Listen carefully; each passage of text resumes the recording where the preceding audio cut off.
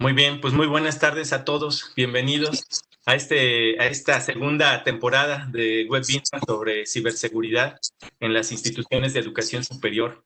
El tema que hoy nos vamos a poder a meter un poco, que es muy extenso, pero creo que en el poco tiempo que tenemos, con un gran invitado, Jaime Olmos, ingeniero Jaime Olmos de la Universidad de Guadalajara, vamos a poder conocer un tema fascinante, que es la parte de ingeniería social.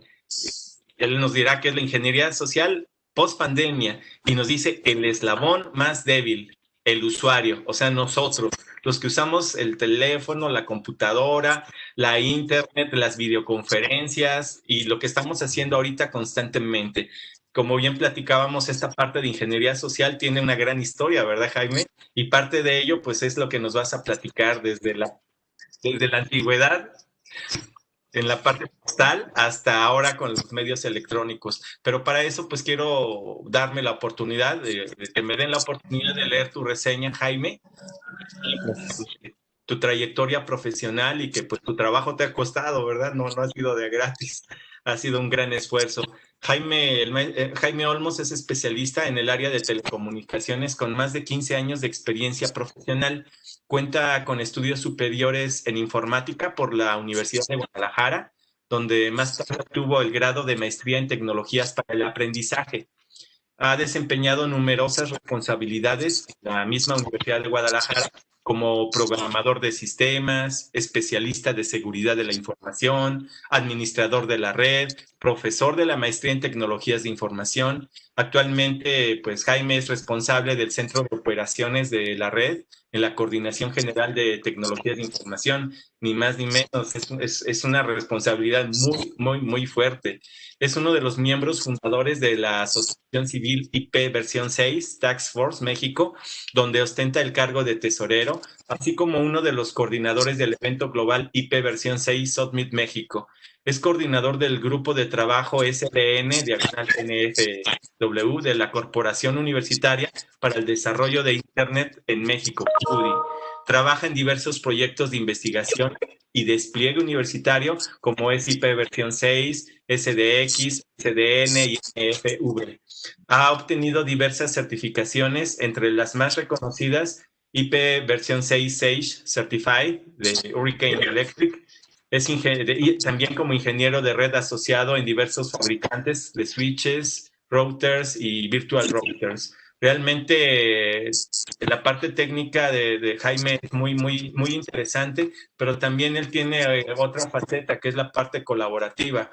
También Jaime Olmos actualmente colabora como secretario técnico del grupo de seguridad de la información del Comité ANUYESTIC en colaboración con Esther, que es la coordinadora, y con Xochitl, que también es secretaria técnica, y en colaboración con distintos colegas de las universidades. Además, Jaime, pues ya muchos años trabajando de manera colaborativa en diversos proyectos de las universidades, desde ANUYESTIC, desde CUDI, y creo que pues es un gran momento que nos puedas platicar un poco de este tema. Y digo un poco porque yo creo que podríamos hablar horas, horas y horas y horas. Realmente es una breve inducción, pero sí con esa idea de generar en cada uno de ustedes ese espíritu de conocimiento de la importancia de la concientización en este tema de ingeniería social, y que nos llevemos también ese granito de corresponsabilidad, y más ahorita en estos momentos que no son fáciles, pero creo que también son oportunidades de poder ayudar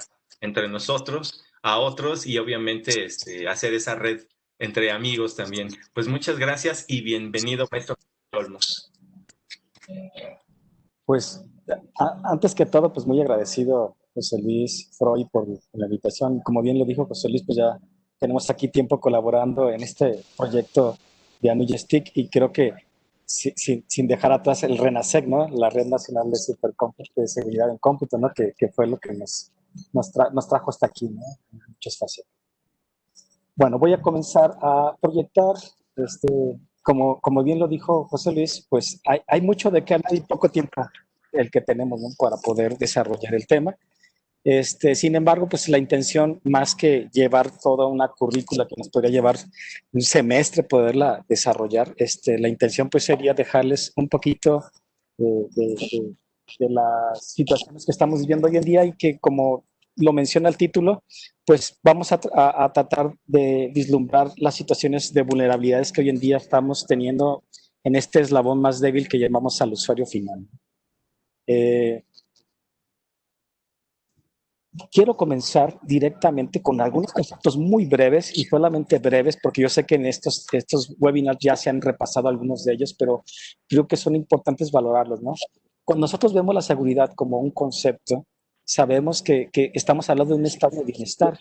Es decir, cuando la ausencia del riesgo se traslada a la confianza de alguien o de algo, pues es cuando nosotros podemos decir que estamos seguros. Pero también, aunque aparentemente estamos seguros, siempre está latente la posibilidad de riesgos. Y hoy en día creo que en el tema post pandemia o que vamos a vivir y que todavía estamos en esa fase donde todavía está activo esta situación que ya nos lleva casi 6 meses en la que nos estamos viviendo día a día, pues obviamente tras algunas vulnerabilidades que están basadas en el usuario, pues se han dado robos de información, daños en dispositivos y sistemas operativos, secuestros de información a través de ransomware, fraudes, espionaje y daños, reputación. Digo que no terminaríamos de todas las posibles amenazas que estamos viviendo hoy en día, ¿no? Solamente para cerrar este tema en los temas fundamentales, pues la seguridad siempre busca la gestión del riesgo, minimizar el riesgo, ¿no? Esto implica que el riesgo, como lo ven aquí en esta gráfica, que es una cuestión que nosotros siempre trabajamos en evaluación desde ANUYSTIC, es estar haciendo un análisis del riesgo, ¿no? ¿Y qué es un riesgo, no? Pues es la probabilidad de que algún suceso negativo, pues, como es el robo de información particularmente, se materialice a través del daño a un recurso. Cuando nosotros queremos entenderlo, siempre hablamos de amenazas y de muchas situaciones y a veces no tenemos muy claro la diferencia entre una amenaza y una vulnerabilidad. La amenaza propiamente son esos sucesos negativos, ¿no? Que dañan el procedimiento de algunas instituciones, de algunas cuestiones de nuestro hogar, pero que también dañan a nuestros recursos y a nuestra persona, ¿no? Mientras que la vulnerabilidad es un fallo propiamente en los sistemas de seguridad o en los sistemas, equipos o en los propios usuarios que por diseño nos permiten o permiten a un atacante poder aprovechar para manifestar el éxito de una amenaza, ¿no? A la hora de que se inicie ese ataque. Entonces, en suma, solamente para cerrar, nosotros decimos que el riesgo es la probabilidad de una amenaza se manifiesta, se concreta a partir de una determinada vulnerabilidad que exista, en este caso la que vamos a ver, que es ingeniería social. Y bueno, acciones que creo que son muy rápidas. Nosotros podemos hacer de un riesgo como esto que vamos a comenzar a hablar, pues transferirlo a un tercero, es decir, contratar un seguro, contratar a pasar a alguien más que nos custodia en estos temas, eliminar el riesgo si lo podemos eliminar, aceptarlo cuando justificadamente no tenemos los mecanismos, el suficiente recurso financiero, pero siempre justificado de aceptar que ese riesgo lo vamos a asumir y que lo vamos a, si se manifestara, pues lo vamos a tener que aceptar. Y finalmente la mitigación y otra parte muy importante que es lo que vamos a ver al día de ahora, que es la prevención, que es importantísima, ¿no? Entonces, yo quiero comenzar con esta frase para desarrollar el tema. Las amenazas cibernéticas no están en confinamiento, ¿no? Nosotros sí, sin embargo, los ciberatacantes, la delincuencia está activa y hoy en día está a todo lo que da para aprovechar este tipo de situaciones, ¿no? Propiamente, nosotros siempre hablamos en la literatura de la seguridad que el término de la seguridad se reconoce como, en el término de la cadena, el eslabón débil, y quiero desarrollar ahorita un poquito más el tema de más fatigado, lo platicaba con José Luis, en la cadena de seguridad somos nosotros los seres humanos, ¿no? Hoy en día, no me dejará mentir que muchas de las situaciones que vemos en nuestras instituciones o organizaciones, hemos reforzado al paso de los años nuestra infraestructura, aplicaciones, nuestros procesos, procedimientos, pero siempre una debilidad que siempre está expuesta de quién hace uso de la información, pues somos los usuarios, ¿no? ¿Por qué? Porque es algo difícil de controlar, ¿no? Y más aún, yo quería decir del doctor Jamie Cano, que él tiene un paper que me gusta mucho que dice el más fatigado, ¿no? Si bien es cierto, el usuario hoy en día es capacitado, es informado, es concientizado, también la saturación o la sobresaturación de información de seguridad a veces lo puede hacer que prácticamente en algún momento se fatigue como un metal y termine estando roto, ¿no? Entonces, en estos términos, bueno, ¿qué es la ingeniería social? La ingeniería social, como bien comentaba José Luis, que vamos a tratar en este pequeñito lapso de tiempo, tratarla de vislumbrar, ¿no? La ingeniería social busca explotar debilidades humanas, es decir, vulnerabilidades que nosotros tenemos de forma muy personal, que son derivadas en muchos de los casos por la vanidad, la avaricia, el altruismo, porque somos gente que nos gusta ayudar, o el respeto de autoridad que a veces queremos imponer, en otras ocasiones la curiosidad, pero sobre todo las emociones. Y hoy en día creo que queda más claro con el tema del COVID, que es el tema de las emociones, es donde los atacantes pueden hacer un uso perfecto de estas situaciones muy humanas para conseguir revelar cierta información que les permita a tener acceso a sistemas o a robar recursos nuestros, dañarlos, y bueno, y hacer una serie de cosas que nosotros sabemos en seguridad que tienen que ver con los tres pilares, ¿no? Confidencialidad, integridad y disponibilidad del mismo. Bueno, los fundamentos, y creo que lo hemos venido platicando así muy brevemente, los fundamentos de la ingeniería social se basan en dos aspectos muy particulares que tienen que ver con conocimientos psicológicos y muy sociológicos y son fundamentales para el que va a atacar. No son precisamente conocimientos complejos. Esto es decir, el atacante normalmente no dispone de mucha información nuestra, ¿no? Un ejemplo que yo coloqué aquí es generalmente si a alguien le ha tocado esa desafortunada situación de ir a que lean las cartas o que le lean la bola de cristal o algo, se podrán dar cuenta que quien es el atacante, en este caso el que va a engañar, el defraudador, generalmente hace siempre suposiciones muy genéricas que son, digo yo, estadísticamente válidas, ¿no? Es decir, empiezan a preguntar generalidades hasta que nosotros paulatinamente empezamos a dar información muy particular y él, con la habilidad psicológica que tiene del mismo, se empieza a envolvernos y hacernos creer que realmente él puede predecir el futuro. De alguna forma, los atacantes en ingeniería social son un eslabón que tiene que ver con este tipo de actividades que existen hoy en día y que se manifiestan en muchas de las culturas en el mundo. Pero vamos a preguntarnos, ¿qué tanto se puede hacer con información básica? ¿No? Información básica me refiero al nombre, apellido, nuestro domicilio, número telefónico y un mail. Este tipo de información generalmente ya la vaciamos en redes sociales, pero un atacante, o un adivino, o una de estas personas que son expertos en ingeniería social, ¿qué pueden hacer con estos 4 datos? Yo creo que muchas cosas. Yo quiero colocar estas cuantas ideas, pero por ejemplo pueden crear un perfil falso de redes sociales haciéndonos pasar por nosotros, que le llamamos suplantación de identidad, ¿no? Pueden dañar precisamente haciendo esto el daño de nuestra reputación, haciéndonos pasar por algunas situaciones que pueden ser vergonzosas y que nos pueden manifestar alguna intención para dañar nuestra integridad, ¿no? Pueden solicitar, si así lo quieren y lo consiguen a través de algunas técnicas con estos pequeños datos, solicitar préstamos, a hacer fraudes bancarios, si es posible, porque pueden llegar a ser de tal manera tan elaborado la forma en la que pueden adquirir información que pueden hacer este tipo de cosas, ¿no? Ya lo decía, la usurpación de identidad, el obtener acceso a nuestro mail para hacer spam, manipular a otras personas, crear el caos, el miedo, y exponernos. Entonces, si ustedes quieren tener esa referencia, por ahí tomé ese dato que está referente a julio.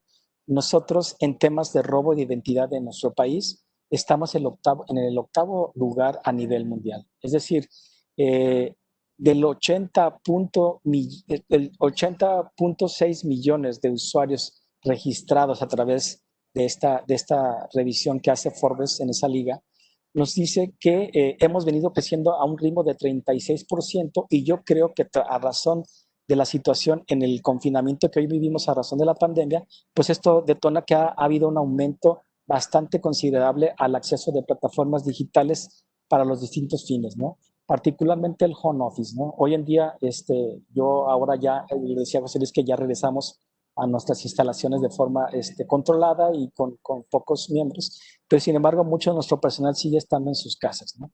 Por lo cual, pues el acceso se ha aumentado. Yo creo que este pronóstico de acceso a cibernético de Internet, pues obviamente ha venido creciendo, ¿no? Por consecuencia, obviamente podemos decir que este aumento de la información, pues obviamente da también pie al incremento de amenazas cibernéticas, ¿no? Por ahí comenta el doctor Jamie Cano que los niveles de resistencia y resiliencia de los individuos frente a retos de la ciberseguridad o la seguridad en el mundo es cada vez, en un mundo cada vez hiperconectado, pues obviamente nos pone a nosotros los responsables en la trinchera de las instituciones de educación superior, pues en un lugar de estar muy atentos de cómo poder coadyuvar, como decía José Luis en un inicio, en apoyar a las instituciones, pero particularmente a los usuarios a las que pertenecen. Bueno, ¿quiénes practican la ingeniería social y requieren, quienes practican la ingeniería social requieren solamente un poquito de astucia, paciencia para que caiga alguien y un poquito de conocimientos psicológicos, que es lo que vamos a ver, ¿no? Yo creo que, y lo voy a iniciar con el padre, que nosotros reconocemos con el padre de la ingeniería social, que es hoy en día uno de los asesores de seguridad más famosos en Estados Unidos y que en los 90s fue la pesadilla de muchas instituciones, es el Kevin David Mitnick, ¿no? Reconocido como uno de los crackers más famosos en Estados Unidos. Él fue quien desarrolló muchas de las habilidades que además de las técnicas para poder encontrar ese hueco firewall que él llama en los humanos. Cómo él podía poder penetrar a un sistema sin necesidad de hacer una salida de comando, sino simplemente hacer algunas condiciones sistemáticas psicológicas para poder introducirse en algún sistema. Él siempre alegó cuando estuvo en cárcel que él no robó y ciertamente el argumento de él pues tiene cierta validez porque él dice que solamente lo hizo para estudiar, ¿no? Sin embargo, pues él fundó de alguna manera muchos de los principios que no desde ahora, sino de muchos siglos atrás se han hecho, ¿no? Que son las estafas. Él dice que si nosotros, por más que tengamos tecnologías de seguridad, firewall, sistemas de detección de intrusos, dispositivos biométricos, entre otros muchos que podemos mencionar, lo único que necesita un atacante es hacer una llamada a un empleado desprevenido, objetivo, y podemos obtener esa información y poder hacer uso de la misma cuando los empleados tienen en sus manos el manejo de esa información, ¿no? Bueno, es entre muchas frases que él decía, ¿no? Pero los principios que Mitnick nos deja a través de la ingeniería social, pues son una serie de conceptos básicos que tienen que ver, él los sumariza en 4, pero obviamente ahorita vamos a reflejar algunos otros más que precisamente se usan de manera legal en la mercadotecnia, ¿no? Pero particularmente, por ejemplo, dice, no sabemos decirlo, ¿no? Nos cuesta, no nos gusta saber decirle no a las personas y hacemos una serie de tácticas para poder no decir no. A ayudar, podemos decirle sí, ¿no? Pero siempre nos va a costar como humanos no ser altruistas, salvo gente que a lo mejor sea muy sangre fría, pues no le es complicado decir no, ¿no? Otra situación que también enfrenta y se aprovecha a través de la ingeniería social es el exceso de confianza, ¿no? El primer movimiento siempre va a ser ganarnos la confianza de un tercero. Cuando un atacante quiere hacer un daño, primero se va a ser tan empático para poderse ganar la confianza de alguien y poder hacer el siguiente movimiento, que es sustraer información, ¿no? Otra parte, y esas dos, tanto la segunda como la tercera, pues son muchas tácticas también que tienen que ver con las ventas, ¿no? El exceso de halagos, ¿no? A nosotros, ¿a quién no le gusta que lo alaben, ¿no? Que le digan que es bueno, que es el mejor. Y cuando nos ponen en ese estado de ánimo, parece que somos como borreguitos, que podemos aceptar casi cualquier cosa. Y si a eso le sumamos que también podemos ser tan empáticos cuando alguien está muy mal, siempre estamos dispuestos a ayudar, ¿no? Y el atacante, aprovechándose de esas buenas cosas que tenemos como seres humanos, pues es cuando manifiesta este tipo de situaciones que nos pueden llevar precisamente a un daño y que creo hoy en día lo estamos viviendo más tras esta situación de pandemia. Las personas, como les decía, nos cuesta decir no.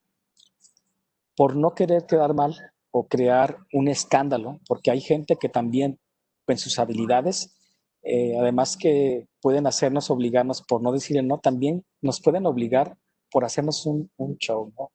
Y hacer, invitar, hacer algo, nos pueden de alguna forma ir orillando a otorgarles información sensible.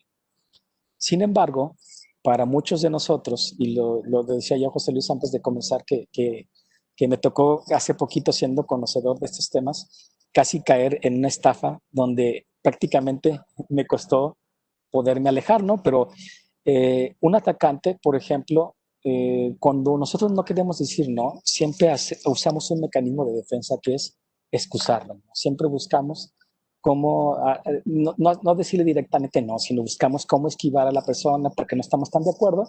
Sin embargo, un buen ingeniero social es capaz de neutralizar esas excusas y tratar de cerrando las puertas, como ya les comentaré más adelante algunos ejemplos, de tal manera que puede ponernos en una encrucijada tan radical que podemos en algún momento ceder a la total solicitud que nos haga el atacante. Y esto creo que es muy, muy común, ¿no?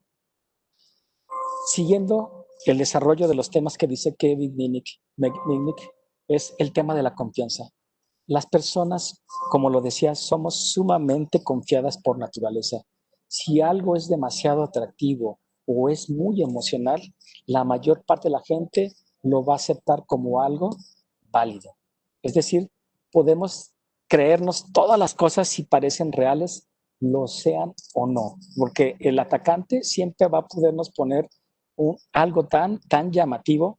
Y yo creo que el ejemplo más claro es lo que puse aquí abajo. Ayer precisamente copié esto que me lo mandó un amigo abogado y me sorprende, un amigo abogado que y esta es una noticia falsa que he estado moviéndose por varios meses en este transcurso de la pandemia. Y yo creo que no es que mi amigo no sea tonto o no lo haya reflexionado, sino simplemente, como lo decía en un principio, estamos tan fatigados con tantas cosas que ya queremos ver la luz en el camino, ¿no? Entonces a él se le hizo fácil empezar a compartir esta información, ¿no? Obviamente, este tipo de situaciones que le podemos llamar noticias falsas, el famoso fake news o las cadenitas que hoy en día están distribuyéndose a todo lo que da y parece que algunas ya tienen años y siguen y vuelven a pasar otra vez y es una cuestión que propiamente lo que empieza es fatigar al usuario, ¿no? Por aquí, pues obviamente lo que podemos estar revisando en el tema del COVID-19 es que constantemente nos están arrojando que ya hay una vacuna, que alguien ya descubrió una metodología más fácil para poder terminar, como dice esta noticia falsa. Y propiamente la gente no tenemos esos controles como para detenernos por un segundo, porque estamos emocionalmente tan comprometidos en querer ayudar con la confianza que nos dio lo que leímos, que queremos que un tercero se salve, ¿no? Y eso, créame que está muy fuerte ahora, ¿no? Entonces, esto puede derivar en una cuestión de peligro muy grande, ¿no? ¿Qué tal si hacemos una recomendación que alguien muy descuidado se llega a consumir algo que no debe de hacerlo, ¿no? Que no toma en cuenta un médico, pues podríamos poner en riesgo incluso la integridad física de una persona. Y de esos tipos de noticias podríamos numerar muchísimas y creo que nos alcanzaría el tiempo para ver cada caso, ¿no? Pero bueno, halagos. Como lo decía, nos encanta y dice Mignip, a todos nos gusta que nos halaguen. Buscamos el reconocimiento en la vida profesional, particular, sentimental. Y esto es muy, muy fácil reconocido por parte de los atacantes para poder acceder a información, ¿no?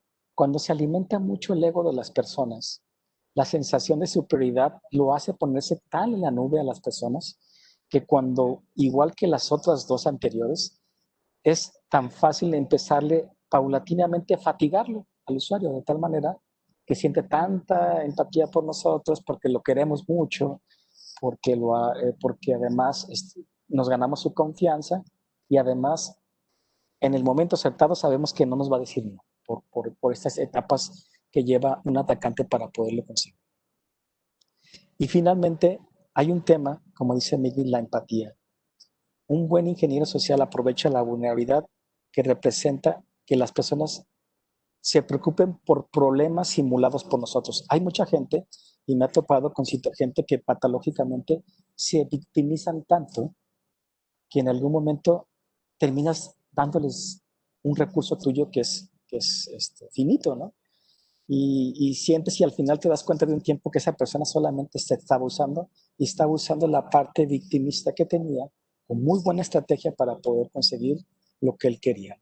De la misma manera, en la situación del COVID, una situación que a lo mejor puede presentar a alguien es que otro más pueda pedir dinero para una rifa, pueda pedir información, y nosotros, por esa empatía que tenemos, que hoy en día seguramente, y no solamente hay mucha gente desempleada, ¿no? Entonces, yo hoy en día, no sé si ustedes lo han vivido, pero en la calle cada vez veo gente pidiendo más y más recursos. Ciertamente, descartar quién es real y quién no es muy, muy difícil, ¿no? Porque a veces el que es un ingeniero social tiene muchas más habilidades y más atrevimiento para hacer y conseguir, ¿no? Que son lo que nosotros llamamos scammers, que suceden también en la parte digital, ¿no? Que son estos estafadores que llevan años, saben de técnicas y son capaces de poder reconocer cuando una persona va a ser empática y va a aproximarse a entregarle lo que él busca, ¿no? El objetivo particular pues, es explotar esas buenas intenciones de los usuarios para ganárselos, ¿no? Bueno, pasando a la parte de Kevin Minnick, vamos a ver un poquito en algunos aspectos que podríamos decir que son legales, ¿no? En términos de mercadotecnia, ustedes sabrán, como ya lo podrán intuir, algunos que no, a lo mejor ya lo sabían y no lo conocían como ingeniería social, muchas de las campañas mercadológicas o para hacer negocios siempre van con algunas influencias de principios de ingeniería social, ¿no? Por ejemplo, en términos de mercadotecnia, la reciprocidad. Es una forma en la que es una situación muy, muy, muy interesante, ¿no? Se trata de una regla poderosísima de los negocios, ¿no? Que tiene que ver con la conducta humana. Que es cuando obliga a una persona, cuando se le da algo, siempre se ve obligada a corresponder. Es decir, por ejemplo, cuando alguien te regala algo, vamos a suponer que en Navidad, tú te sientes con la obligación de reciprocidad de regresarle el gesto. Por eso cuando algunos agentes de ventas, por ejemplo, de automóviles o de televisiones en algún centro comercial, nos regalan algo, nosotros siempre tenemos como el compromiso de quererle decir, sí, le voy a comprar el carro, ¿no? ¿Por qué? Porque hay un compromiso de reciprocidad. Ahora, otro concepto importante en términos de mercadotecnia que tiene que ver con la ingeniería social es el compromiso de la consistencia. ¿Qué quiere decir esto en términos de mercadotecnia? Es que los humanos tenemos siempre un profundo deseo de la necesidad de ser conscientes de nuestro comportamiento respecto a nuestras creencias y compromisos adquiridos. Sobre todo esta parte, consistencia en nuestros compromisos adquiridos. Por ejemplo, si alguna persona deja una cosa y lo hace a propósito, la deja en un lugar donde vamos a suponer que deja su celular, muy probablemente muchas personas que vean ese celular ahí y si llega un tercero y lo roba, no van a decir nada, ¿no? Por ahí veía una estadística que hacían que el 4 de 20 personas podrían decirle, oye, te robaron tu celular, lo dejaste aquí, ¿no? Pero cuando tú a una persona, en un caso diferente, le dices, oiga, voy a dejar mi celular aquí, ahora vengo, el compromiso que le hacemos adquirir tiene que buscar una consistencia, es decir, nosotros nos vamos a preocupar porque no le roben el celular. Es lo mismo que se hace como un principio de mercadotecnia, ¿no? Hacer que el usuario se comprometa y por lo cual la consistencia se va a dar a que se tiene que comprometer a hacerlo. Bueno, no me voy a detener, creo que tenemos poco tiempo y hay muchas cosas de qué hablar. La aprobación social también es importante. Es más cómodo hacer lo mismo que hacen todos que hacer una cosa diferente, por lo cual la razón en ingeniería social nos lleva a que la razón es que utilizamos, es que la mayoría piensa que saber qué es lo correcto, por lo cual siempre nos vamos por la finta como borreguitos. Cuando alguien nos dice que es por ahí, es mejor hacerlo lo que todos hacen. Si nos dicen que tenemos que usar un cubrebocas, pues vamos todos a usar un cubrebocas, ¿no? Esto es un término que tiene que ver con una aprobación social, ¿no? A veces no nos cuestionamos muchas cosas, solamente por poder ser aceptados en el grupo, aceptamos hacer lo mismo que los demás sin investigar un poquito más, ¿no? En el término de autoridad creo que queda bien claro, siempre que vemos una autoridad nosotros nos vamos a cuadrar, ¿no? Entonces cuando el atacante se hace pasar por una autoridad, estamos en la posibilidad de que hagamos lo que él quiera porque es la autoridad, ¿no? Por otra parte, la escasez. ¿Cuántos de ustedes no les ha tocado que un vendedor siempre te dice, eres el último que va a comprar, es el último carro que hay, y si no lo compras ya tengo 3 compradores, ¿no? La escasez también nos motiva mucho los seres humanos siempre como ser, somos únicos, tengo que comprarlo, ¿no? Y entonces nos ponen en tal situación que nos motivan a caer en el juego de ellos, que es comprarles, ¿no? Y bueno, motivaciones sorprendentes puede haber muchas, curas mágicas, vacunas que ya hacen cosas, que es lo que estamos viendo hoy en día en el COVID, ¿no? Que seguramente ahorita los atacantes han de estar, agarran poquita agua, le ponen algo y ya nos venden como que es la única medicina, ya se le van a acabar. Entonces te empiezan a motivar a caer en ese tipo de trampas, ¿no? Bueno, dado que me quedan escasos 20 minutos, espero de poder desarrollar todas las láminas que tengo. Pero bueno, por ahí obtuve esta situación que ya tiene que ver un poquito con temas muy propios de este tiempo de pandemia, ¿no? Es más probable que hoy en día los usuarios pueden estar más tentados a realizar acciones que son necesarias para vulnerar o dañar un sistema, ¿no? Hablo de gente, de empresas, ¿no? De corporativos. Habiendo, y lo pongo ahí, millones de usuarios que hoy en día están trabajando desde sus casas y que desde sus casas están haciendo uso de información. O sea, es decir, sacamos del área protegida información y ahora la estamos accediendo, eso sí, vía VPN, vía muchas tuberías sumamente encriptadas y protegidas, pero sin embargo la información la estamos dejando depositada, si no está en la nube, es probable que la estemos dejando fuera del alcance de protección perimetral de la institución, ¿no? Y no solamente eso, fíjense, por ejemplo, hablaba José Luis en un principio, de forma estamos platicando mucho, por el principio hablábamos del phishing, ¿no? Que es una técnica que ya existe desde mucho tiempo, ¿no? Pero hoy en día es muy probable que tras la pandemia, representantes de negocios, ejecutivos de ventas, personal de back office, abra correos. Imagínense que alguien que se dedica a las ventas recibe un correo que dice, un reenvío que dice solicitud de propuesta de oportunidad. Haga clic sobre el documento PDF, ¿no? Y muy seguramente, como ustedes lo saben, el que haga clic en algún de estas trampas, documentos, imágenes, es muy probable, y como lo saben que ya tenemos algunos años viviendo con eso, estos documentos puedan ser la principal vía de infección de un ransom. Es tan evidente que a lo mejor nosotros nos descuidamos un poquito y como el tema de la pandemia nos aturde por todo lo que estamos viviendo, no ponemos atención que el documento está medio raro y de repente le terminamos aceptando y a los 5 minutos se manifiesta que estamos en una situación de que nuestra información fue encriptada. Y salimos de esa situación, pues entramos en una encrucijada muy complicada, ¿no? Porque ¿qué tal si yo le pago y no me regresan información? Hemos conocido muchos casos de ese tipo que por desgracia llegan por no tener los controles adecuados como copiar la información en le llamamos 3-2-1, ¿no? De 3 lugares diferentes, en 2 zonas geográficas distintas y en un dispositivo ajeno reforzado con ciertas características, ¿no? Entonces, híjole, es difícil hablar de estos términos, pero creo que hoy en día queda clarísimo que muchas de las vulnerabilidades que existen, pues, pueden llevar a esto, ¿no? Otro objetivo particularmente que estamos viviendo es el engaño hacia los usuarios para revelar información confidencial como datos bancarios, información que puede hacer por delincuentes para estafar, realizar compras en su nombre, enviar correos electrónicos. Hace un ratito veía un video de Incivia que me gustó mucho, que hablaba de un ejemplo de ingeniería social que me pareció bien interesante, ¿no? Una persona que por ahí hizo una compra para su esposa, encontró la super oferta de un smart watch y él tan fascinado por la oportunidad que tuvo, se le hizo fácil ponerlo en una red social, ¿no? Dice, lo voy a poner para que mis amigos también compren y lleguen a tener ese artículo con tanto descuento en este momento.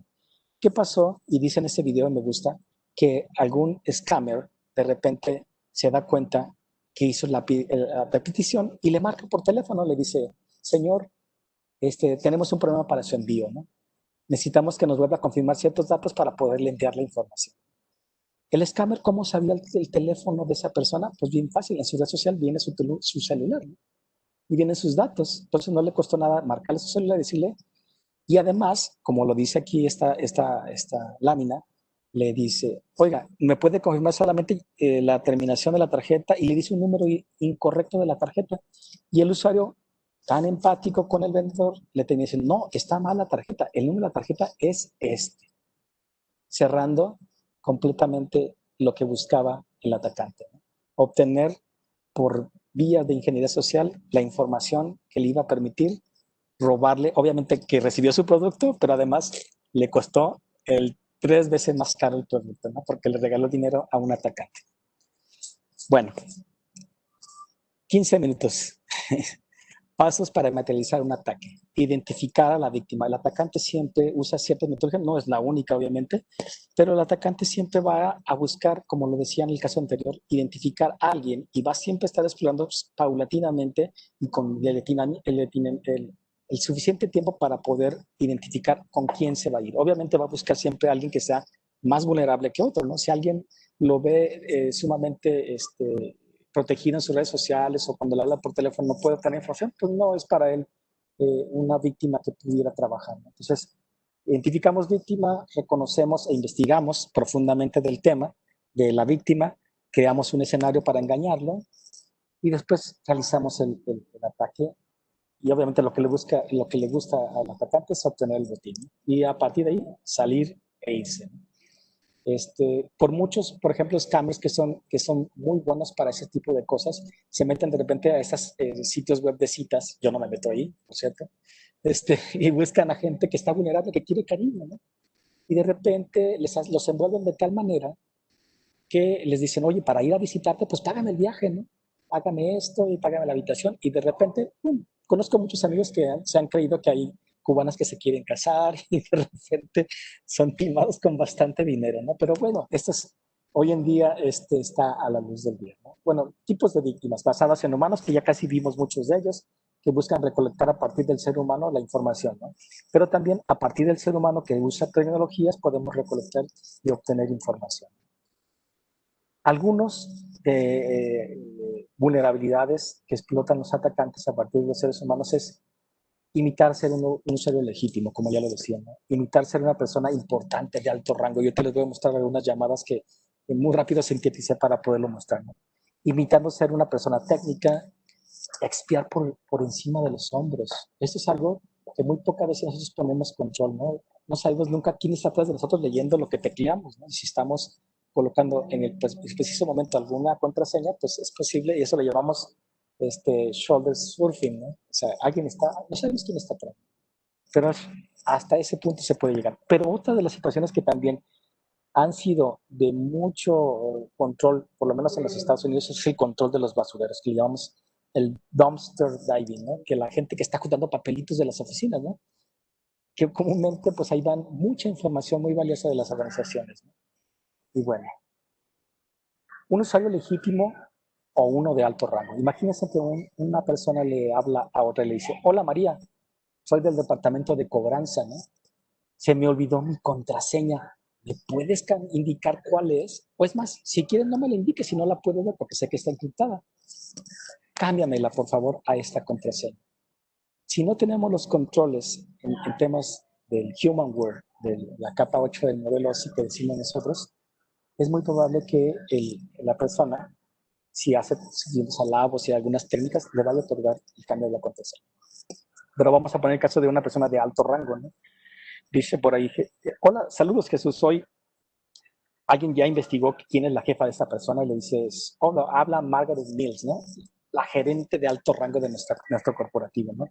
Y le dice él, me dice el vicepresidente de nuestra organización que me solicites un informe sobre el historial médico de todas las personas, ¿no? Particularmente las oficinas de finanzas, ¿no? ¿Por qué? Porque el atacante va a hacer algo después de eso. Es decir, si yo veo las personas que tienen ciertos problemas y alrededor del tema del COVID, si sé que tienen diabetes, si sé que tienen algún problema cardíaco, pues obviamente sé que ellos están ahorita muy preocupados en esta situación y van a estar muy distraídos con el tema de la pandemia. Entonces yo voy a seguir una siguiente etapa para ahora, ya obteniendo la información de estas personas que seguramente hasta me van a dar el número de teléfono de ellas, el atacante ahora se vuelve a hacer lo mismo hasta llegar a obtener lo que él busca, en muchos de los casos, dinero, ¿no? Entonces, por ahí, para finalizar, por ahí dice, aquí, y empieza a presionar, ¿no? Que eso es importantísimo del atacante. Empieza a presionar a decirle, ya sabes cómo es el vicepresidente, ¿no? Todo lo quiere de un día para otro. Entonces, por favor, mándamelo a este correo, ¿no? ¿Y tú? ¿Qué pasó?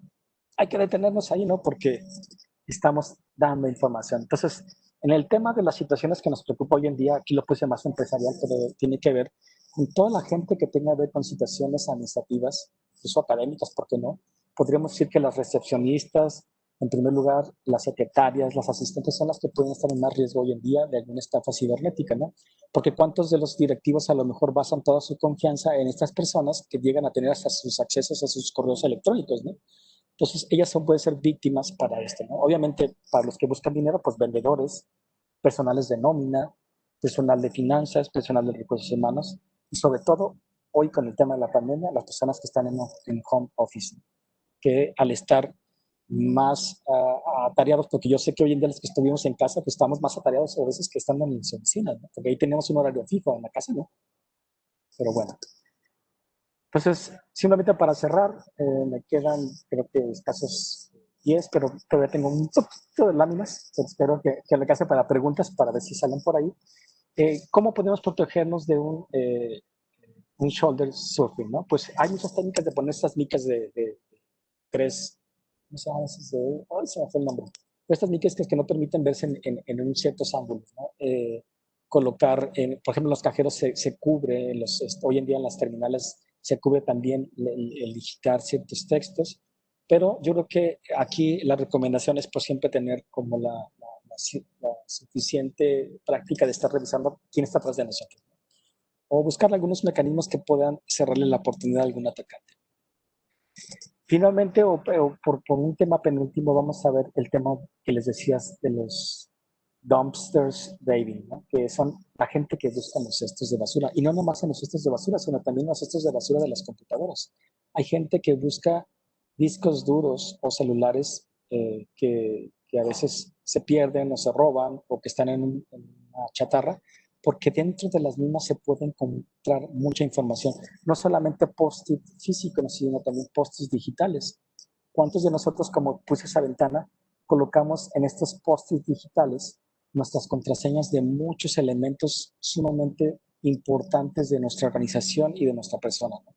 Entonces, en los cestos de basura, si no hacemos un borrado, por ejemplo, seguro, como le llamamos hoy en día en términos de seguridad de la información, pues podríamos estar revelando contraseñas, recibos de pagos de luz, agua, celular, agua, cable, memorándums, información financiera, números celulares, minutas, manuales, formatos, y así me podría llevar.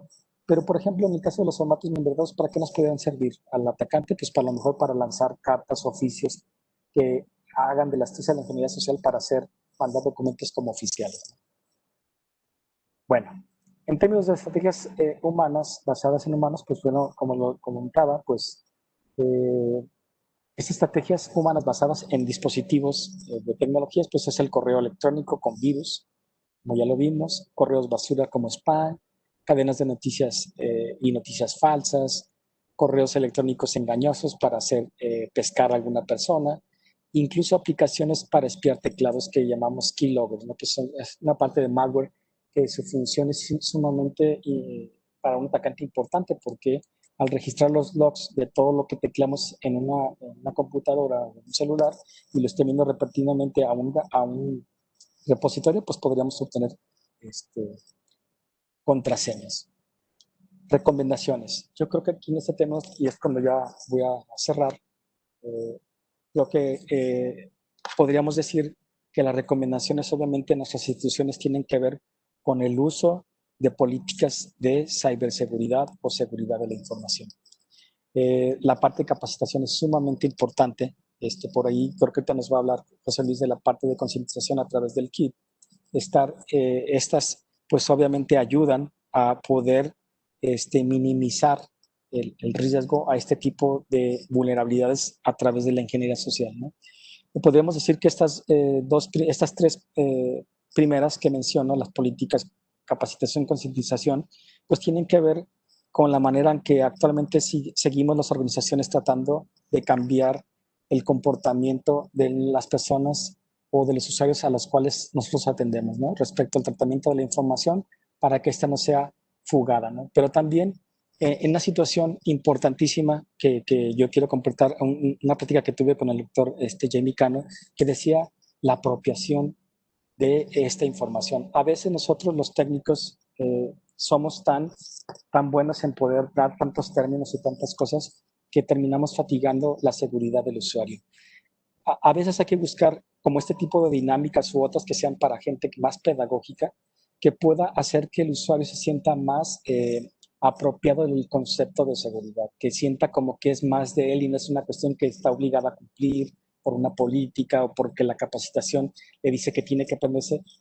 La situación es que, aunado a estas tres primeras, pues la apropiación para el usuario es sumamente importante para no desgastarlo, ¿no? Que es el que dice el doctor Jamie, que es el ser, hacer y convivir, ¿no? El ser es algo importante. Hay que tomar en cuenta al usuario como el factor, como lo hemos visto en el transcurso de esta pequeña charla, que es el factor más mitigado, más agotado, más fatigado. Entonces tenemos que ponerle mucho el empeño a tratar de crearle una cultura de seguridad que lo pueda llevar a poder salvaguardar las vulnerabilidades que hoy existen y tras de la pandemia que estamos viviendo y que seguramente, como ya se dice mucho en los medios de comunicación, que es la nueva normalidad. Vamos a realizar una nueva normalidad donde esa nueva normalidad tiene que ver con muchos controles de seguridad, pero no hay que verlo como algo impositorio, sino algo que pueda apropiarse el usuario para poder llevar a que no se manifieste el riesgo por la probabilidad de una amenaza que se pueda por vulnerabilidades propiamente de la ingeniería social. Bueno, muchísimas gracias. La verdad, es un tema que me gusta, que me apasiona y de verdad que me gustaría hablar hasta 3 horas del tema, pero sé que los tiempos de cada uno de nosotros son valiosos y más ahora que ya estamos con más sobrecarga de trabajo. Lo dejo, José Luis, si hay preguntas, si hay algún comentario que quieras complementar, adelante. Por supuesto, pues de verdad, una super presentación que nos has hecho, Jaime, muy puntual, muy concisa, estás así yendo al grano, tal cual. Creo que sin duda es un tema fascinante. Como bien comentas, el eslabón débil siempre va a ser el usuario final. El usuario básico siempre va a ser el objeto y va a estar bajo los ojos de los atacantes, como la parte vulnerable. Y evidentemente estabas comentando esta parte del kit de concientización, ¿no? Que estamos trabajando con ustedes y con MetaRed México y ANUYESTIC. Creo que eso es esencial, el tener estos procesos también de prevención, que exista la conciencia, que exista la cultura de seguridad en el usuario, y hablo de todos los usuarios. Hablo del director, del rector, del dueño de la empresa, hablo de la secretaria, hablo del estudiante, hablo del investigador, hablo del contador público, hablo del psicólogo, hablo de todos. Todos somos usuarios finalmente. Claro, hay gente que son usuarios y también expertos y que administran las tecnologías, que también están sujetos a este tipo de ataques y mayormente si tienen a su cargo tanta responsabilidad. Es tu caso, Jaime. Lo estamos viendo ahí atrás, el NOF de la Universidad de Guadalajara, todos los monitores, todas las redes, todo lo que tienes ahí atrás, esa gran responsabilidad. Imagínate, si no eres tu foco de atención. Y de ataque. Definitivamente. Entonces, sí, considerar toda esta parte de la cultura de concientización, de generar esta también cultura de ser preventivos, ¿no? Y por ahí está el kit de concientización justamente. Ya tuvimos por aquí una presentación con el maestro Héctor Bonola de la Universidad Veracruzana, quien nos expuso, y hasta el momento es muy bueno el quórum que ya se tiene y solicitudes, que como ya hemos comentado, el kit de concientización no es más que una serie de materiales gráficos y que son formativos, ¿no? Con la idea de concientizar sobre todos estos aspectos clave para los usuarios, todos, como lo hemos comentado. Todo obviamente en materia de seguridad de la información, privacidad y todos aquellos riesgos potenciales que nos estabas comentando, Jaime. Y evidentemente, pues si hablamos de este kit, hablamos de ataques simulados, hablamos de materiales como pósters, hablamos de trípticos, de ciertas acciones formativas que son muy sencillas y que nos pueden ayudar mucho, de hablar de protectores de pantalla y de consejos clave, ¿no? Que finalmente lo tomamos en muchas ocasiones como esos tips que tal vez sean simples, pero que nos ayudan a evitar unas situaciones pero muy adversas, muy adversas. Tan sencillo como darle clic al correo electrónico en donde te pedían que confirmaras que tú eres o que tu cuenta está saturada y que le des clic para que aclares y ya con eso es suficiente, ¿verdad? Y ya comprometiste tu equipo e incluso comprometes la red de tu empresa o de tu organización, de tu comunidad y todo lo que viene detrás. Pues gracias. Yo creo que ahorita ya tenemos Carlos, Antonio y Daniel. Carlos está levantando la mano, Froilán, y Antonio y Daniel están haciendo preguntas. Pues adelante, Froy. Sí, así es. Bueno, pues sí, ya tenemos algunas preguntas. Si les parece, les damos ahorita la voz a los que quieren participar de manera audible. Entonces, Carlos, si te parece, pues te brindo la palabra. Carlos. Hola a todos, ¿me escuchan? Sí, Carlos, muy bien. Ok, perfecto, pues muchas gracias, por la invitación, la verdad, magnífica presentación. Jaime, un saludo grande, la verdad, por ahí ya había escuchado de ti y la verdad, encantado de estar en esta presentación. Yo nada más un comentario, mira, yo soy perito en cómputo forense, soy ingeniero de profesión, pero también soy abogado y soy experto en la parte de recuperación de datos. Damos un comentario. Yo creo ahí que en la cuestión del alta, en la parte de los robos y todo esto, se ha dado más que nada en la cuestión de que la gente no denuncia, de que la gente no tiene esa cultura legal. Y obviamente, pues yo entiendo que es más la cuestión técnica, pero yo que me dedico ahora sí, como quien dice, a la cuestión legal, desafortunadamente, pues gran parte de todos estos robos se ha dado por eso. Son muy pocas las empresas o son muy pocos los usuarios que se animan a hacerlo. Entonces, pues bueno, yo tengo una maestría en ciencias penales y he hecho yo pues bastante litigio en la cuestión de seguridad informática y créeme que cuando el delincuente es castigado, el índice disminuye. Entonces yo es el único comentario que quería hacer. La verdad, excelente tu presentación y pues bueno, te mando un abrazo. Gracias, Carlos. Yo creo que ya hay algunos otros foros por ahí, la Policía Científica, la Guardia Nacional, a través del maestro Radames. Creo que en algunas charlas él ha explicado un poco de eso y tienes toda la razón, ¿no? En términos de denuncia, pues obviamente hay mucho que trabajar, ¿no? Desafortunadamente, la sensación, y voy a hablarlo en términos de ingeniería social, es que muchos no se atreven a hacer esa denuncia porque desconfían incluso de los procedimientos legales, ¿no? Tal vez hay mucho de qué trabajar. Yo no soy abogado, pero por ejemplo, sí conozco mucha gente que a diario me pregunta, oye, ¿y cómo hago para hacer esta denuncia? Y cuando, por ejemplo, yo que estoy en el estado de Jalisco, cuando van a las oficinas se convierte en un tema en el que dicen, no, ya no voy, ¿no? Es muy burocrático y esto parece que no, ni me va a dar.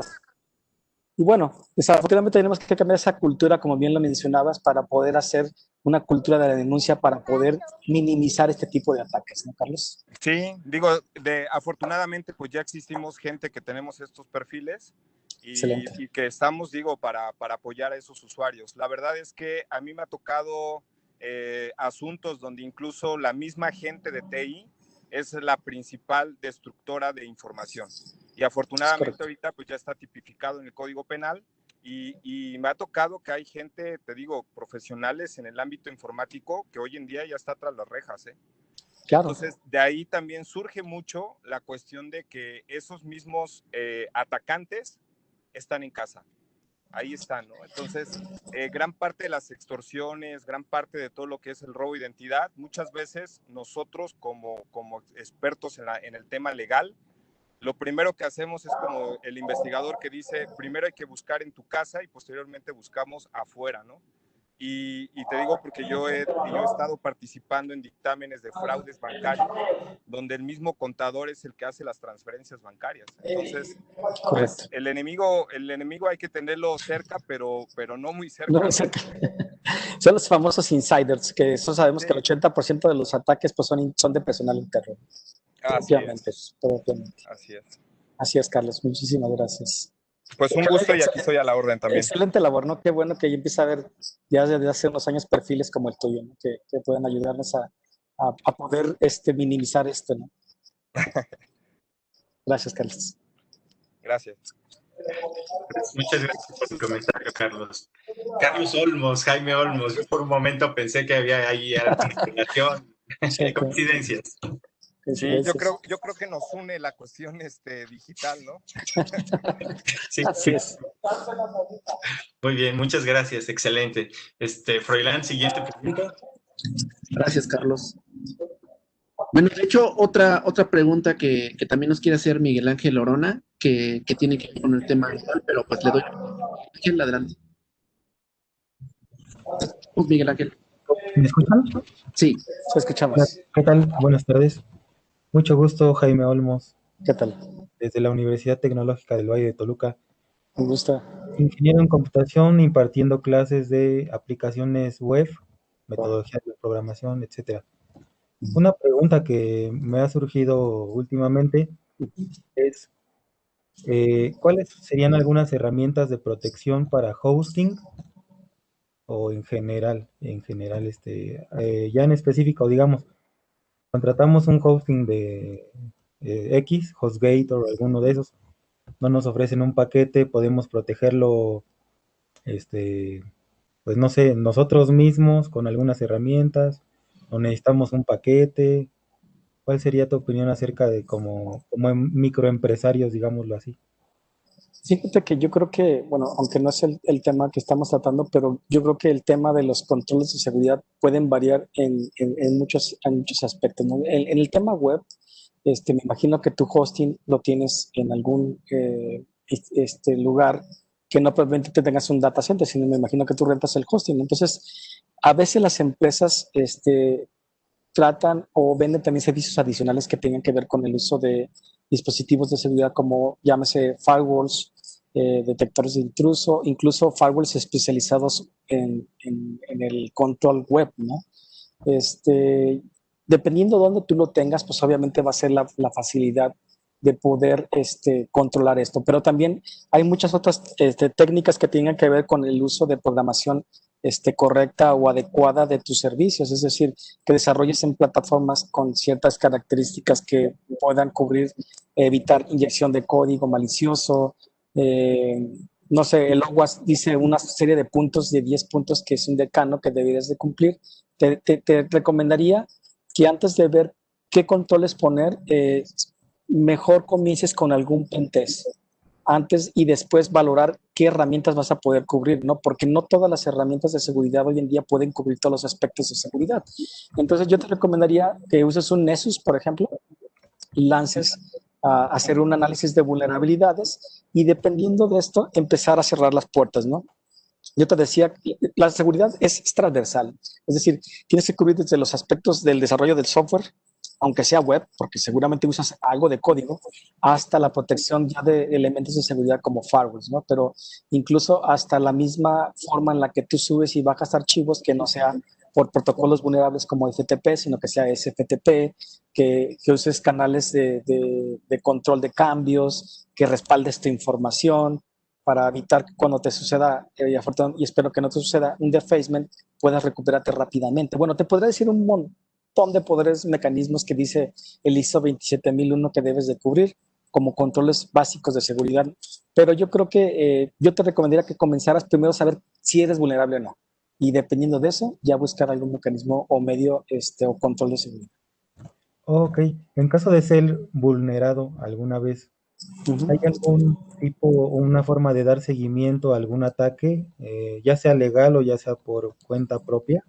Mira, Carlos bien lo decía, hay mecanismos para hacer eso, dependiendo del estado donde te encuentres. En el caso, por ejemplo, de Jalisco, hay un departamento de seguridad cibernética que les llamamos policía cibernética, pero también a nivel federal tú puedes reportar a través de la Guardia Nacional.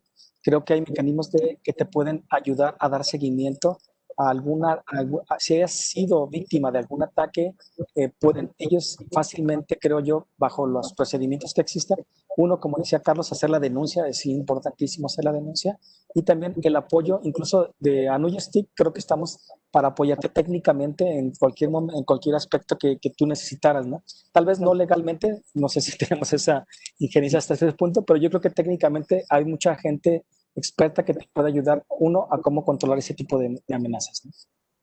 Muchas gracias, qué amable, mucho gusto. Gracias. Excelente, muy bien. Siguiente pregunta, Freud. Igual, bien, pues muchas gracias por la pregunta. Tenemos otra pregunta también de Antonio Costa, por medio del chat.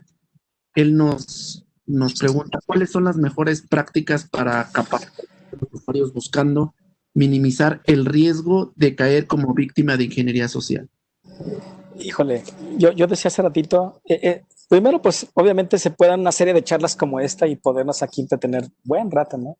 Pero yo creo que la mejor manera de poder hacer esto como una buena práctica es empezar a concientizar al usuario, ¿no? A través de nuestra experiencia, obviamente Anugestic está para esto, tenemos los instrumentos, los formatos, tenemos los acuerdos con instancias como Nemo, como INCIBE, como MetaRed, como CUDI, como otras muchas instituciones que ahorita se me van en la mente, que pueden coadyuvar a la situación de hacer una buena capacitación en términos de usuario, ¿no? Pero yo creo que este tipo de charlas relajadas como conversatorios donde podemos estar dialogando, también nos descubren también posibles problemas que minimizar, ¿no? Yo creo que esto, como les decía en un principio, puede dar para más, ¿no? Yo creo que ustedes pueden sacarme mucho más anécdotas de las que yo pueda contar, ¿no?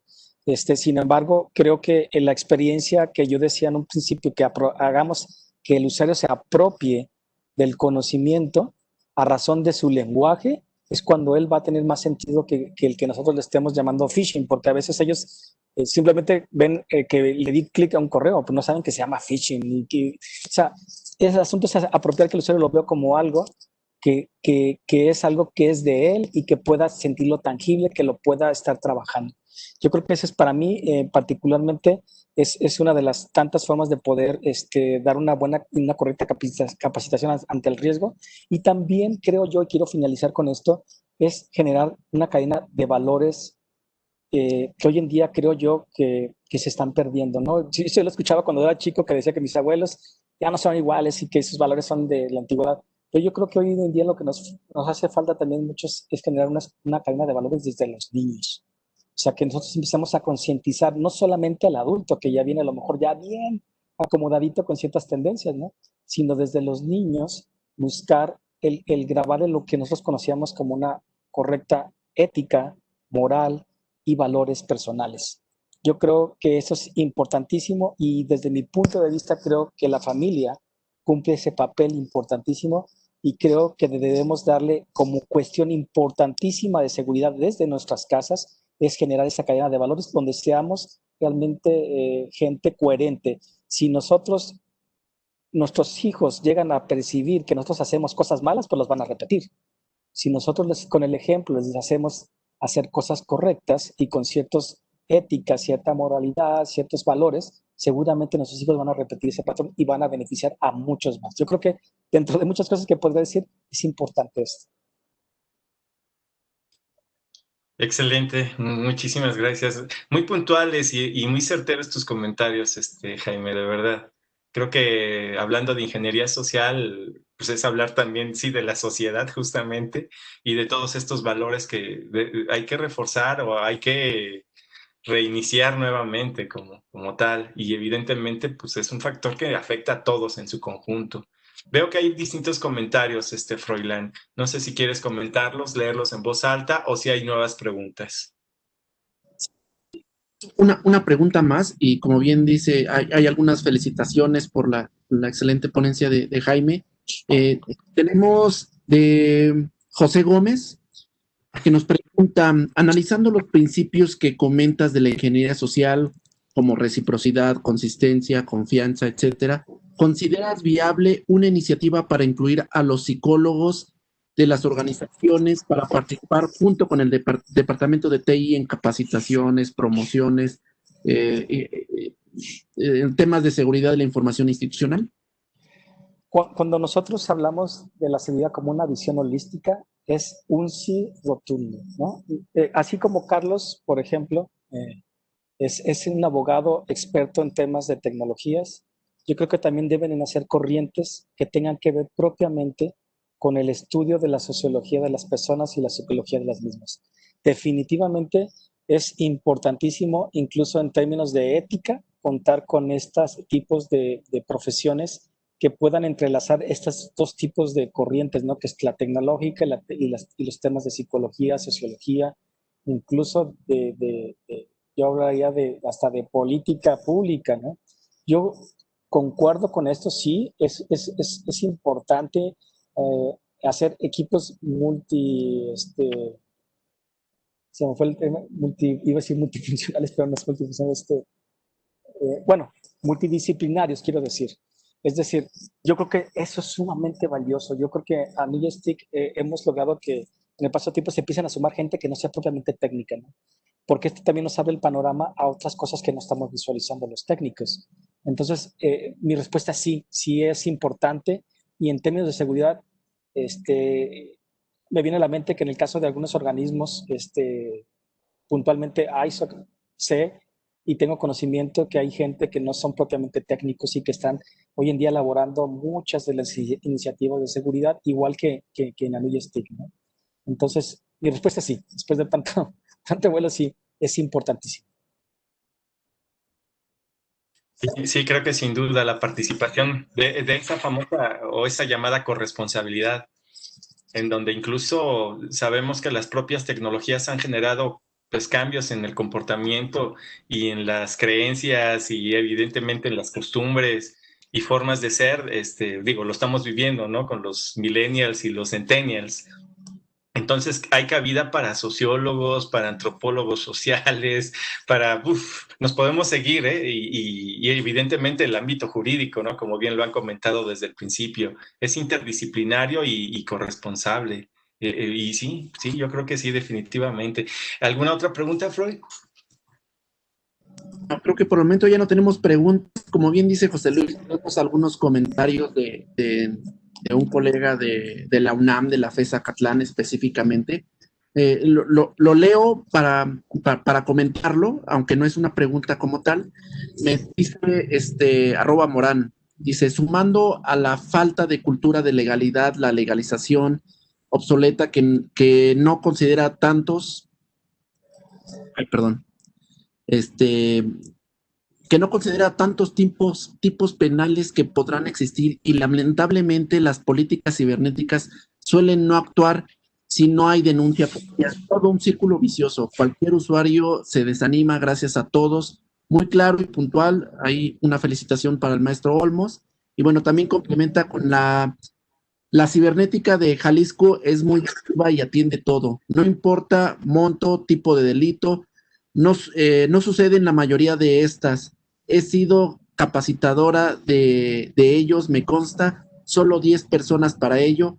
Hay que fortalecer también sus facultades, mejorando así la investigación de delitos informáticos. Son también una felicitación para la Policía Cibernética.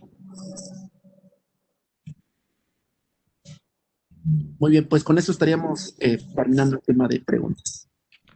Muy bien, pues creo que podemos seguirnos, pero no ya, por respeto al tiempo de los demás y de nuestro ponente que amablemente está aquí presente, platicando, compartiendo y sobre todo dándonos a concientizar, ¿no? Sobre estos temas tan elementales, pero son clave y que están orientados a la prevención primordialmente.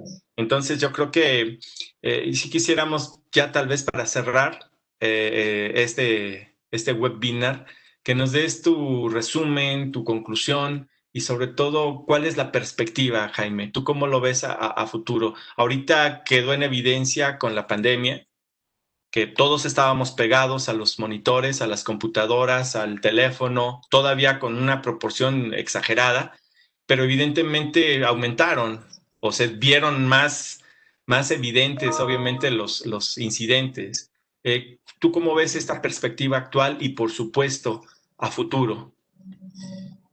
Yo sería, y creo que sería oportuno decir que como forma de conclusión, yo creo que en estos momentos tan difíciles que todos estamos viviendo emocionalmente, conserváramos la calma sobre cualquier situación que no se nos pueda presentar. Ciertamente el momento es difícil, pero yo creo que desafortunadamente los atacantes es donde se están más aprovechando, ¿no?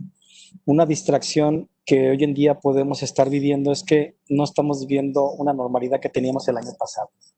Ciertamente la evolución de las amenazas que hoy en día estamos manejando no son nuevas, realmente son incluso tácticas tan viejas y tan milenarias como el arte de la guerra lo dice, ¿no?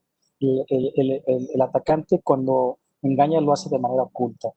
Entonces, yo creo que una de las grandes cosas que diría como cierre es que usemos el sentido común, no tomamos decisiones precipitadas ante un ingeniero social que nos quiera obtener algo.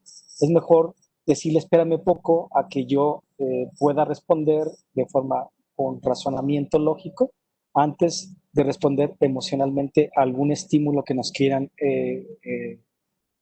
presionar para obtener algo de nosotros, ¿no? Entonces, yo creo que esa sería mi reflexión importantísima en los temas que corresponden a la ingeniería social, ¿no? Obviamente en los términos tecnológicos pues hay que cuidar muchos otros aspectos que también son sumamente importantes y que se han venido platicando en estas charlas, ¿no? Que tienen que ver con el reforzamiento de medidas de seguridad, controles de seguridad, políticas, la capacitación, la concientización que ya platicamos y los otros, grupos multidisciplinarios que podrían abordar para esto. Pero sí diría que en términos de ingeniería social seamos muy cuidadosos ahora. Yo estoy a veces muy preocupado porque veo en los medios ciertamente una sobresaturación de información, ¿no? Yo creo que lo que ya tenemos que saber alrededor de esta situación de la pandemia ya lo conocemos, ¿no? Entonces hay que ser cuidadosos de que no nos presione tanto. Yo soy de las personas que ya casi no veo los medios de comunicación porque siento que ya terminan agotándome de tal manera que ya no sé ni qué creer, ¿no? Entonces, es mejor ir con un experto, en el caso hablando del tema de la pandemia, con un médico que nos instruya, que nos diga es así, cuídate así, ¿no? Y quiero cerrar con esto. Yo hace unos meses me enfermé de una enfermedad respiratoria, ¿no? Y ya llegué al punto en que me sugestioné que yo mismo como ingeniero social, yo mismo ya estaba pensando que estaba muriéndome, ¿no? Entonces, hay que ser muy cautelosos. Esa sería mi reflexión final. Muy cautelosos, muy cuidadosos y sobre todo recurrir a los expertos. En términos de lo que estamos viviendo, no tomamos decisiones precipitadas. Busquemos, antes de tomar una decisión en algo que vaya a ser crítico y que a lo mejor no vemos, hay que buscar la ayuda tercero, incluso a nuestros familiares o gente más confiable, decirle, oye, me está pasando esto, alguien me habló, me dijo esto. Hay que ser muy cuidadosos. Esa sería, creo que, mi reflexión final, José Luis. Pues muchísimas gracias por tu presencia, por compartir generosamente tu experiencia, tus conocimientos, todos los participantes. Muchísimas gracias por su presencia. Esta sesión se está grabando, también la pueden difundir posteriormente y, por supuesto, saber que el tema de ingeniería social que ataca al eslabón más débil que somos nosotros los usuarios final es un tema que siempre ha existido, existe y seguirá existiendo. Entonces tenemos mucho que hacer en ese sentido. Muchas gracias. Excelente tarde-noche a todos. Un abrazo.